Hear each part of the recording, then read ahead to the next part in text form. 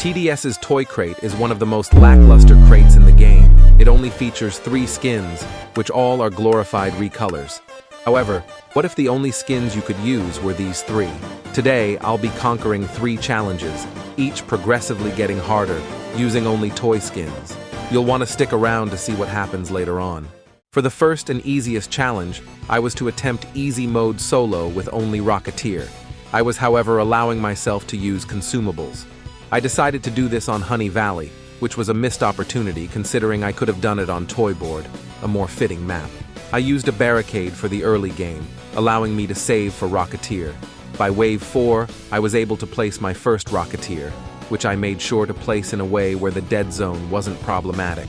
There were leaks earlier due to Rocketeer's slow fire rate, which resulted in some damage. Rocketeer's splash nearly made up for that slow fire rate, as thanks to it we were doing fine in the early game. It wasn't long until the first normal boss spawned, which we took care of quickly. Soon I got my first level 3 Rocketeer, which gave it a new bazooka.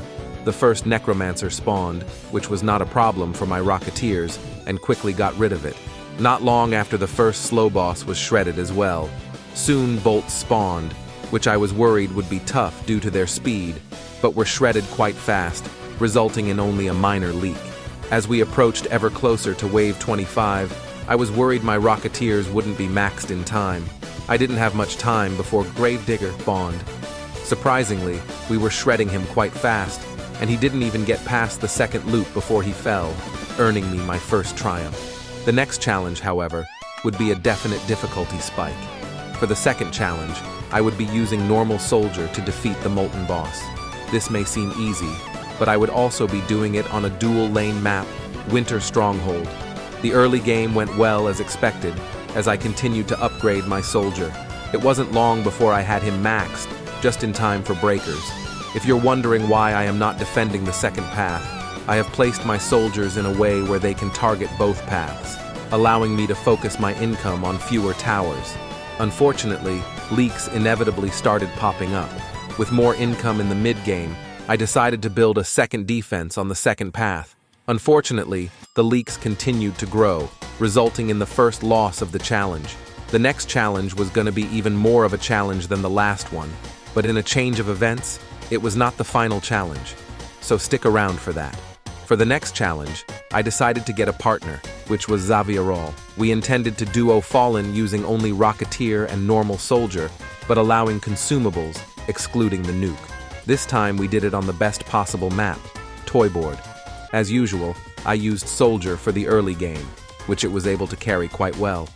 The soldiers, along with accompanying Rocketeers, were even doing well into the mid-game. The tank, however, required some consumable usage.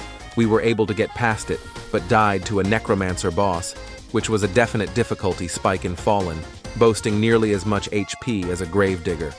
This would add up to our second loss, so it was up to the fourth and final challenge to even the game. The final challenge was to beat Pizza Party using only the 3 toy skins. Golden perks would only be allowed on Soldier. This is because only Golden Soldier has fly detection, making it a necessity for Balloon Boys. I gathered a squad for the challenge, featuring fellow YouTuber Nedwardo. Hello there, loyal viewer. Make sure to like the video and subscribe to Minty. And maybe while you're down there, subscribe to Nedwardo as well. And I almost forgot, we only have 3 chances to get this right. Since we were not farming, our early defense was quite strong. Nedwardo attempted to advertise his channel, which was useless since, as of writing, he has already hit 2K subscribers. Breakers were being shredded, all thanks to our Rocketeers. Stasis also had a good idea of keeping our G-soldiers in the back. The shotgunner bosses were not a problem at all thanks to our minigunners. We seemed to be doing well until we leaked a bunch of monkeys, resulting in our first loss. For the next round, we decided to use consumables, which were sure to give us an advantage. Using supply drops for eco allowed us to upgrade our minigunners significantly faster. As usual, Nedwardo continued to be a nuisance, so make him suffer by liking the video. He had grown quite a Golden Soldier army in the back, but I was still worried it wouldn't be enough. By now we had many maxed minis, so I wasn't worried about non-flying enemies. However, it seems I had underestimated them as a shotgunner reached our base, making us lose once more. In a desperate attempt, We used farm in our next round, hoping the extra income would make a difference. Long story short, we died to a necromancer boss on wave 37, meaning we had failed this challenge. Well, looks like I failed a majority of the challenges. Try them out yourself and let me know how it goes in the comments. Don't forget to subscribe, join my Discord server, and check out Nedwardo's channel, linked in the description. With that, I'll see you next time.